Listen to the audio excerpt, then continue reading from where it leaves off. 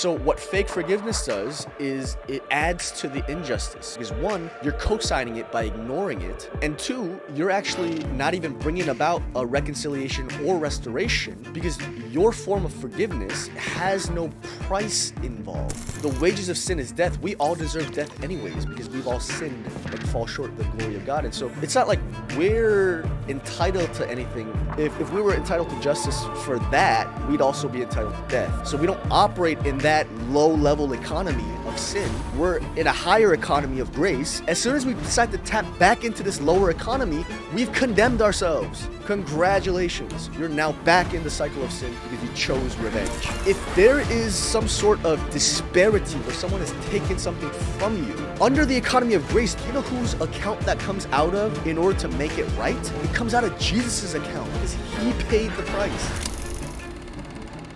Spiritual Intelligence for Dummies, welcome back to another episode. I'm your host, Matt Kim, and today we're talking about a very, very important topic, especially if you're a Christian, which is forgiveness. We're going to be talking about how to forgive, which might sound simple, but believe it or not, a lot of people, and maybe including yourself, have trouble with forgiveness, and there's a reason why. There's a very good reason why. Okay. I think a lot of times in the spiritual space in general, we tend to oversimplify things. It's not that things are complicated, because a lot of times things are very simple. It's just that they can be very complex. And the administration of simple things can evolve based off of the context and the circumstances we find ourselves in. And so forgiveness is another one of those things that we really bypass spiritually. There's a lot of spiritual bypassing when it comes to forgiveness, which, believe it or not, creates injustice. And so we're going to be talking about it, okay? So I've actually been asked that question. It's like Matt, how do you forgive? And I literally, that question was such a great question. I had to take a pause. I'm like, how do you forgive? Like, what is the right way to forgive? Because on one hand, didn't Jesus pay the price, right? He forgave the sins of mankind, and he instructed us to forgive 70 times 7 to forgive. And yet many people who are born again and Holy Spirit filled have a hard time with forgiveness. Why is that? Why is that? Because I believe that a lot of times when we kind of emphasize the outcome over the process, we end up skipping over all of the prerequisite steps to get to the outcome. So if forgiveness is the outcome, what is the process towards forgiveness? No one ever talks about this. They just try to slap a Jesus Band-Aid over it and say, oh, just forgive. Just forgive. How? How? Oh, it's just simple. Just give it to the Lord. Just forget about it. I mean, I don't know if you've ever heard sentiments similar to that. And let me tell you, that's spiritual bypassing. And you are suppressing some real conversations that need to be had and that are raging on the inside of you. Right? Because what happens when there is an injustice or someone wrongs you? Don't you get upset? Don't you get angry? Now, let me take a pause there and ask you, is that anger good or is it bad? Take a minute. I would say, okay, I don't know why I asked you. I mean, I asked you to introspect, but I'm going to tell you anyways. I would say that anger, that you being upset at someone wronging you and there being an injustice is good. Why? Because it's a signal to you that something is wrong. Something is not the way that it should be. Something is not according to God's design, and there is an injustice. And so as a response to that, you get upset. That is a good thing. That means your conscience is clean and your moral compass is intact.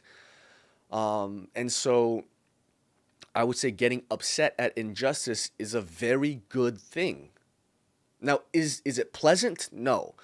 Does it feel good? No. Right? Is the thing that happened in and of itself good? No. But the fact that you recognize that it's bad, what happened is not good, that's a good thing. Okay, that's a good thing. I think a lot of times when we spiritually bypass in the realm of forgiveness and we say just forgive, we actually gaslight ourselves into not even acknowledging that what happened to us or around us that was unjust is bad in the first place. So we end up turning a blind eye. Whew. I'm going to say that again. We end up turning a blind eye to the injustice in front of us by spiritually bypassing the process to get to the place of forgiveness. Look, man, when I forgive someone, I want to forgive authentically. I don't want to hold a grudge on the inside and be bitter because I had to gaslight myself and deny this righteous indignation that I'm feeling on the inside. You know what you're doing? You're searing your conscience. You're hardening your heart to how God feels about injustices. I'm just going to smile at you. Let that sink in. You're searing your own conscience every time you bypass justice. Okay, there's a process to forgiveness. So, step number one is acknowledge that there was an injustice. Acknowledge there was an injustice. Okay? Now, you got to hold these things in tension because you know in your heart of hearts that the ultimate place you want to get to is forgiveness, but you want to do it authentically. Right? You don't want to force yourself or be performative in forgiveness because that's fake forgiveness. That's not real forgiveness. That's fake forgiveness. So what fake forgiveness does is it, adds to the injustice. You're now complicit in the injustice because one, you're co-signing it by ignoring it. And two, you're actually not even bringing about a reconciliation or restoration because your form of forgiveness has no price involved. And we're going to get to that in a second. It has no price involved. Okay, if you haven't watched my previous video, I made a video about niceness. It's called The Wickedness of Niceness. Go check that out because I talk about a very similar dynamic with people who are performatively nice. Okay? As you can tell, I'm a pretty intense person. I'm not always the nicest person. But I am loving and I am kind, and there's a difference. So go watch that video. I think it'll help give context to what we're talking about here. But when we do fake forgiveness, we're adding to the injustice. Okay, so step number one, recognize that there's an injustice and be okay with being upset for a little bit, right? By the way, this same goes for when you wrong other people. You got to give them time to acknowledge that there was an injustice and be upset at you. Oh my gosh. You got to let people that you've wronged, give them space to acknowledge that there was an injustice and for them to be upset at you. Give them space to be upset at you. If you really think you did something wrong to someone, isn't their natural response to be upset? Let them be upset. Let them be upset. Sometimes we get so uncomfortable when someone's mad at us that we don't even give them the acknowledgement or the validation that they deserve to be upset. Because how selfish is that? Because we're uncomfortable. We want to gaslight them. No. Give them the space. And so now let's bring the story back to us. So when someone wrongs us, we could be upset. We should be upset. It's a natural response. Now, from that place, obviously, we don't want to take the verdict into our own hands, right? Justice, in that sense, judgment. So justice should not turn into judgment. We're not trying to play God and judge these things because God's heart leans towards mercy. And so the ultimate place that he wants us to end up at is forgiveness. But again, there's a process, right? So now you're upset, okay? Now you're upset. Know why you're upset. Why are you upset? Because this person did this and this affected this and this really took away from this and I didn't deserve any of it. Know why you're upset. So now that you're upset and you know why you're upset, now you take it to God, okay? Now you take it to God. Because we try to forgive without God in the equation. Oh my gosh. I'm going to stop again right there. I'm going to say that again. We try to forgive people without God in the equation. It's impossible. It's literally impossible. Because who's going to make it right then? Who's going to make it right?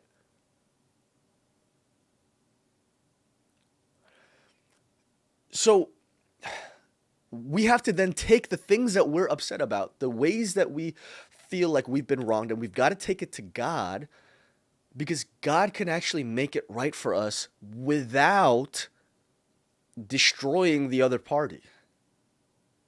Now, that doesn't mean there won't be consequences for what they've done or that they won't learn or that they're off the hook in that way. But in terms of like retribution and revenge, God doesn't operate that way. Because especially if we're beneficiaries of grace, the wages of sin is death. We all deserve death anyways because we've all sinned and fall short of the glory of God. And so it's not like we're entitled to anything either. It's not like we're entitled. If we were entitled to justice for that, we'd also be entitled to death. So we don't operate in that low level economy of sin. We're in a higher economy of grace. And so if we're operating in that, as soon as we decide to tap back into this lower economy, we've condemned ourselves. Congratulations. You're now back in the cycle of sin because you chose revenge. Boo-hoo. It's a terrible trade. But because we want to live in the grace of God, because we've received it freely, because it's a gift that God's given to us, we have to measure other people by grace too. So don't go from here, grace, to here, death, sin, death. We want to stay here. That means we have to allow God to work out justice His way based off of the benchmark of what? Of the finished work of Jesus Christ. And this is where the price comes in. Because if there is some sort of disparity where someone has taken something from you, under the economy of grace, do you know whose account that comes out of in order to make it right? It comes out of Jesus' account because He paid the price. Right? So we're looking for it to come out of the account of the person that wronged us to make it right. And we were like, that's justice. But it's really judgment. God's way is to say that Jesus' finished work on the cross is sufficient to make right all things that were wrong as a result of sin, including this thing. That's where the price is involved. Now, sometimes, and this is where it gets tricky, sometimes, not all the times, okay? Not all the time, but sometimes that involves me sharing in Christ's suffering. Oof. I know that might mess with some of you guys' theology, but essentially, like if you're reformed, right? If you come from the reformed background, you'd say, oh, so you're saying like Jesus' work was not enough, it wasn't sufficient for sin, it wasn't. But you don't understand. Like when we are born again, we are born into Christ. We now live in Christ. It's no longer I who live, but Christ who lives in me.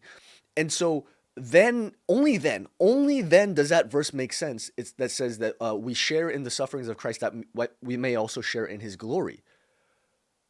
Part of the glory is that all things will be reconciled back to Him, including these souls that remain outside of His grace, which is why they wronged us in the first place, right? And so part of the glory we share in Jesus is that these people will come to know Jesus. And so what's the requisite of that? It's that we share in His sufferings. We can't share in His glory if we don't share in His sufferings. And so we share in His sufferings, not outside of Him, but in Him. In Him. right? So this paradigm does not make sense if you're not born again, if you're not a new creation. I don't care if you identify as a Christian. You could identify as a Christian and not have been born again, born from above, now being hidden in Christ. If you're hidden in Christ, you should start learning how to identify as Him. I'm not saying you are God, I'm saying you're in Him. And so then sometimes part of what that looks like, what justice looks like, and what forgiveness looks like is you suffering in Christ. You're taking on the brunt of the disparity. You're saying, you know what? This injustice, I'm going to eat it. Do you know how much injustice Jesus had to eat? He ate it. Because for God to not pay the price that is required to rectify an injustice would mean that God is unjust. He's not unjust. Matter of fact, his throne, the seat from which he governs, is founded on what? Righteousness and justice. So justice is very important to God. So then he brings about justice in the economy of grace by eating it, eating injustice. He ate it. And so for us, a lot of times what that looks like for us as well, especially as we mature, when we're younger, yeah, God will just sovereignly make up the difference because he's a good father. He'll give back to us what was stolen, and then he'll blot out their transgressions as if it never happened. There's mercy. Beautiful. But other times, as we learn to co-reign with Christ and suffer with Christ, in Christ, we're just going to have to eat it. That's our sacrifice. That's the price we pay because we're about our Father's business. Could we get to that level of maturity? Because that's where real forgiveness happens, right? It's in light of Jesus. It's in light of Jesus. But you'll never be able to do that unless you have the heart of God. I'm just dropping bombs. You'll never be able to do that unless you have the heart of God. So I would say don't even try, because otherwise you're just going to introduce more injustice. So don't even try to forgive without the heart of God. But if you really care about it, if you really want to forgive, and you recognize you don't have the heart of God in the situation, then what's your priority? What should you be doing? You should be seeking the face of God. You should be praying, fasting. You should be like, God, I know I don't have your heart about this situation. I don't have a heart to forgive. I don't have a heart to bear their injustice and their transgressions. I don't have the heart for that. But if this is what you're asking of me, could you give me your heart so that it's authentic inside of me? Now, that's what it is. It's really that simple, right? Obviously, I added a couple more steps in between, the injustice and the forgiveness, but it's really that simple. Now, we've made it too simple, right? It's like injustice and then right to forgiveness. No, there's a process involved. Okay, so this is very important to the heart of God. This is really the crux of the message of the gospel is forgiveness through Jesus Christ. And so when we forgive, we also have to forgive through Jesus Christ. Right? It's not arbitrary. You can't forgive in and of yourself without being unjust. Man. Like, I'm making some pretty dramatic statements here. I hope you're catching what I'm saying. I'm saying you cannot forgive in your own flesh, in your own strength, without being unjust. So you're sacrificing one or the other. Either you're being unforgiving or you're being unjust if you're trying to do it in your flesh. The only way to truly forgive is to forgive in Christ, because there's a price involved and Jesus paid it. Does that make sense? I hope that's making sense. And I hope this is helping somebody. It's hard to forgive. I know it is. Matter of fact, the closer someone is to you, it's harder to forgive. They're some of the hardest people to forgive, right? Because, you're so entwined with them on a visceral level. It's beyond flesh, it's spiritual, right? You're an extension of your family. It's all one lineage, and so you share a bond that really transcends your physicality. It's so deep. And forgiveness is tough, but it's made available in Jesus. It's only made available in Jesus.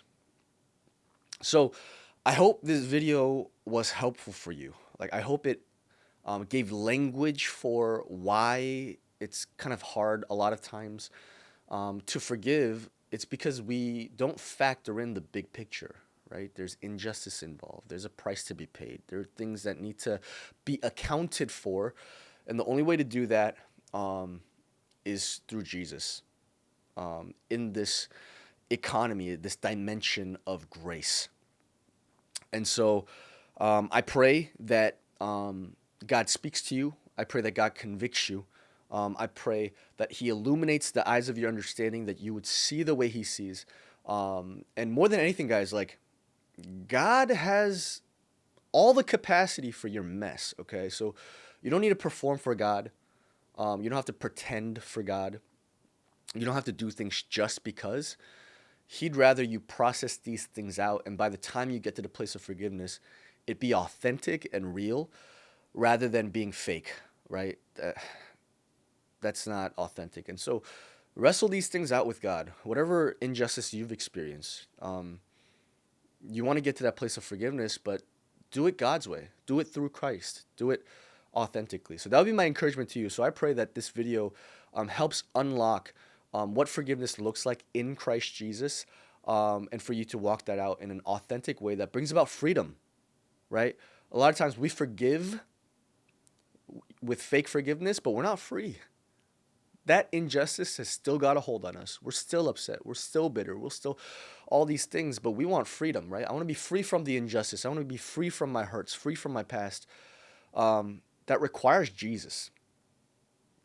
Okay, so I pray that this video helps break you free, truly. Because where the Spirit of the Lord is, there is freedom, and you've been set free. So, yeah, if you enjoy this video, I say this every time. I don't care if you hit that like button, but I would love it if you subscribe. If God spoke to you, if this video blessed you, please hit that subscribe button so that we could just stay connected, and keep doing this. Because there's going to be a lot more fun topics that we're going to discuss, and we go live on here every Tuesday to pray together. So I would love it if you joined us for that as well. Hit that notification bell also so that you'll even be notified whenever there's new content for you. And until next time, I'll see you guys. Say it with me next week. Same time, same place. Love y'all.